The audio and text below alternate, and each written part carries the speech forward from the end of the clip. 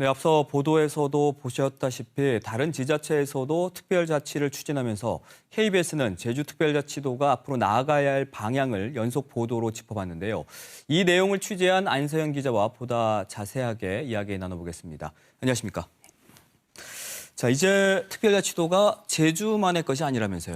네, 그렇습니다. 지난 5월에 강원특별자치도 설치를 위한 특별법이 국회를 통과하면서 내년 6월 출범을 앞두고 있습니다. 강원도는 그동안 접경지역이라는 이유로 온갖 규제에 막혔던 만큼 특별자치를 통해 지역 경쟁력을 강화할 수 있다고 기대하고 있습니다. 전라북도도 특별자치도를 추진하고 있는데요. 전북은 14개 시군 가운데 11곳이 인구 소멸 위기 지역으로 위기의식이 큰 상황입니다. 광역시가 없다는 이유로 정부의 초광역 메가시티 전략에도 끼지 못하면서 특별자치도 출범에 대한 요구가 커지고 있는 건데요. 현재 관련 법률이 국회 행안위를 통과한 뒤 법사위에 계류돼 임시국회에서 통과하길 기대하고 있습니다. 여기에 경기도 북부와 충북도 지역 발전을 위한 발판으로 특별자치도 출범을 추진하고 있습니다. 자, 이렇게 너도 나도 특별자치를 하겠다라면서 이렇게 뛰어드는 이유가 뭘까요? 실제 제주가 특별자치도 출범 이후에 성과가 크다고 볼 수 있는 겁니까? 네, 제주가 특별자치도를 출범한 지는 지금으로부터 이제 16년 전인데요. 국방과 외교, 사법을 제외하고 지역 여건과 특성에 부합하는 국가 권한을 넘겨받아 고도의 자치권을 행사하려는 목적이었습니다. 바로 그 결과물이 영어교육 도시와 관광 3법 이항, 외국인 무비자 입국 등인데요.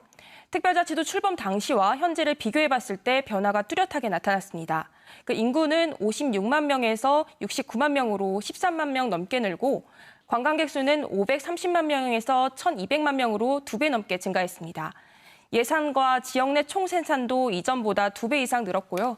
특히 외국인 직접 투자는 1억 달러에서 48억 달러로 크게 증가한 것을 보면 양적으로 얼마나 성장했는지 가늠할 수 있습니다. 그런데 성장으로 인한 부작용도 크지 않습니까? 정작 도민들은 불만을 쏟아낸 걸로 알고 있거든요. 네, 맞습니다. 앞서 말씀드린 대로 그 양적 성장에도 특별자치도의 성공 여부에서는 여전히 물음표가 나오고 있습니다. 바로 급속한 성장으로 인한 부작용 때문인데요. 그 부동산 가격은 하늘 높이 치솟고 난개발로 인한 환경 훼손과 쓰레기, 교통, 하수 처리 문제까지 각종 부작용이 터져 나왔습니다. 이렇다 보니 정작 도민들의 삶의 질은 떨어지고 있다는 불만이 나오고 있는 건데요. 제주특별자치도가 고도의 자치권 보장이 아닌 국제자유도시 조성에만 초점이 맞춰졌다는 지적이 나오고 있습니다. 제주 도민들의 또 다른 불만이 제주에만 기초자치단체가 없다는 거지 않습니까? 혹시 다른 지역도 마찬가지 상황인가요? 아닙니다. 강원특별자치도 같은 경우에는 현재 18개 시군을 유지하기로 했는데요. 후발주자로 뛰어든 전북 역시 14개 시군을 폐지하지 않기로 했습니다. 그 제주도를 볼까요? 제주도는 그 특별자치도가 되면서 행정의 효율성을 위해 기존 북제주군과 남제주군을 이렇게 2개군을 없애고 법인격이 없는 행정시 2곳만 남겨뒀는데요. 전국에서 유일하게 시장을 도지사가 임명하는 구조입니다. 네, 이로 인해서 제왕적 도지사와 도민의 참정권 약화라는 비판이 이어지고 있습니다. 사실 제주특별자치도가 출범할 당시 그 모델로 삼았던 포르투갈 마데이라도 기초단체를 없애진 않았거든요. 그렇다 보니 이제 기초자치단체 부활에 대한 요구가 다시 커지고 있습니다. 얼마 전에 양행정시가 고향사랑 기부금을 모금할 수 없다라는 뉴스도 전해드린 것 같은데 이것도 기초자치단체가 없어서 하죠? 네, 맞죠? 맞습니다. 예. 네, 내년부터 그 개인이 지방자치단체에 기부하면 그 세 공제와 함께 지역 특산물을 답례품으로 주는 고향사랑 기부제가 시행되는데요. 제주시와 서귀포시는 지방자치법상 규정된 기초단체가 아니다 보니 기부금을 모금할 수 없는 처지입니다. 시군 단위로 기부금을 모집할 수 있는 다른 지역과 비교하면 매우 불리한 조건이라고 할 수 있습니다. 네, 듣고 보니까 이제 앞으로 개선해야 할 점이 한두 가지가 아닌데 단계별로 이루어지고 있는 국가 권한 이양은 제대로 이루어지고 있습니까? 그 얼마 전에 정기국회에서 7단계 제도 개선을 담은 제주특별법 개정안이 이제 다뤄졌는데요. 네.